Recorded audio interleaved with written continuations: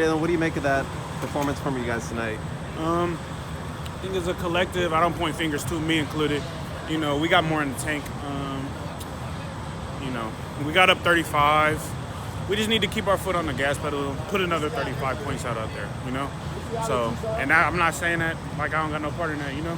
So we all just need to be able to not be complacent ever, not be complacent with nothing, you know?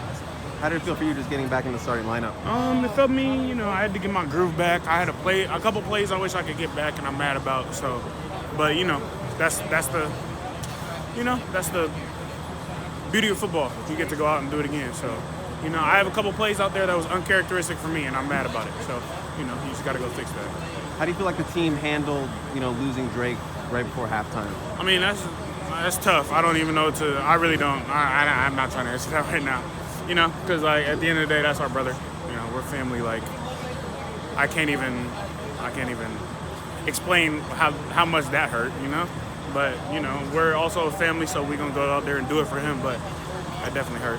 What was that moment like when you all came over to him? You know, before he got carted off. I mean, you know, we all play this game. We're all like warriors together. It's like we all go to war together. You know, so nobody ever wants to see that. You know, it's like you never want to see anybody laying down like. We're all thinking Drake Superman, you know, he's just gonna get up. But, you know, the life is life. I've been hurt as well, just like that. So it's like, nobody wants to see that, man. It's really just one of those things that everybody's just sitting there in prayer and just hoping that whatever it is, it's the least worst it could be of whatever it is. So it's just, you know. How much did it mean for you guys, for him to come back out there? You know, he's on crutches, he's got the everything. Yeah, our captain, he's our team captain, he's the best wide receiver in the league, he's our, you know, like everything. Everything, you know. I can't understate it enough. He's our guy. He's our, you know, bell cow. He's our horse. So we have, you know, he's one of our horses. So you don't ever want to lose a horse, you know. So for you as the offensive lineman, how did it feel, you know, having a 2 QB system there out there tonight? Jackson getting, you know, I mean, of course, QBs give us a different look. They're both different QBs, do different things. But at the end of the day, our offense is very execution based. So, you know, you don't really feel it as much.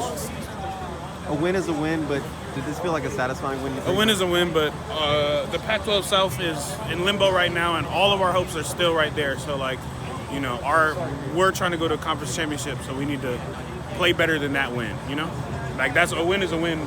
Any win is hard. As you see the Pac-12, look at the Pac-12 South, it doesn't matter who you are, you know? You can get beat any day, so a win is a win, but we like to win better than that, so that's not acceptable for our standard of winning. Happy birthday, man. As far as the penalty problem, what do you guys need to do to? We just need to be able to play more, more fundamentally sound and more fundamentally perfect, but, you know, we just need to eliminate the dumb penalties, you know. Some penalties you can't, some people are just playing hard, their hands get in the wrong position. Some people are, they didn't know that, like, you know, he turned his back, they didn't mean to hit him in the back. Some penalties are like that, but we got to eliminate all the ones that we can't control and the ones that are dumb. Keaontay got over 200 yards.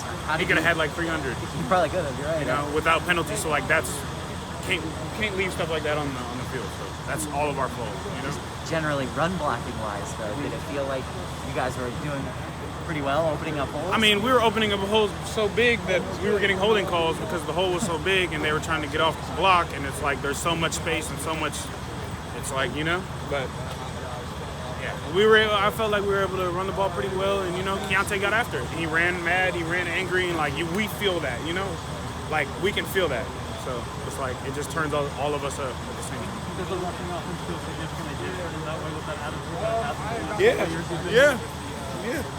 I mean, I wouldn't say anything about the last 3 years. I mean, you know, I played with Rojo. So, like, you know, I played with a lot of, you know, good backs and stuff like that. But I'd say that anytime that happens, like, you know, he's running hard, he's running downhill, and he's running angry. So what are we going to do?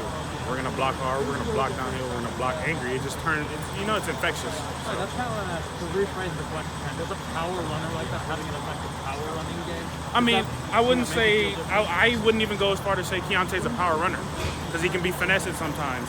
He can be slow, and he can, you know, let the play develop. So it's not totally like having a power runner in there, because, you know what I'm saying? Like I said, I play with Marquise Steph. It's having somebody in there who, you know what I'm saying? Keaontay, we trust him. We're a family. We know he's going to run hard. He's going to run. You see him running over people. You know, we got to pick him up after he runs over something. He's like, dang, you hit him pretty hard. Like, chill out. We got a couple more runs, you know? Stuff like that. So, like, when we see that, we want to go hit somebody harder than he just did. So, like, it's just infectious, you know?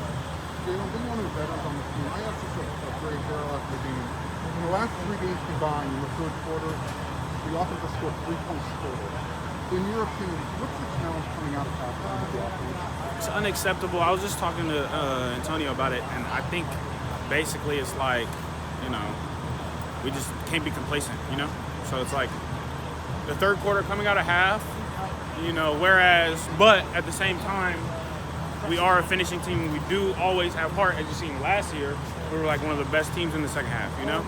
So it's like we just need to be able to come out with the same fire. Just like we scored 35 points in the first half, we should have came out in the third quarter ready to score 35 points again in the second half, you know? So it's like we can't wait to start because we just need to get that together as an offense, as like a cohesive unit that we got to start the second half the same way we start the game, the same way we start the second quarter, you know? Is there a different message that they can convey? I don't know. I can't control that, but I will say that, like, you know, it's just a thing of coming out with your hair on fire in the second half. And, you know, like, for example, the Washington State game. And also they talk about all the time the first 4 minutes of the second half and the first 4 minutes, last 4 minutes of the first half and the first 4 minutes of the second half are the biggest part of the game, right? So if you look at Wazoo, score 1 touchdown before we go into half, come out halftime, go crazy, you know?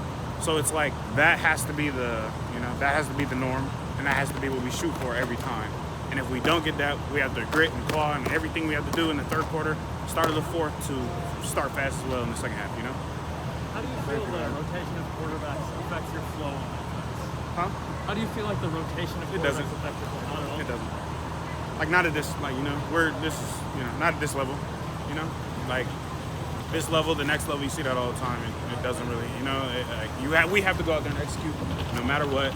And we know both quarterbacks, and even if Miller went in there, he's going to, you know, we have to execute. He's going to give us the best chance, you know?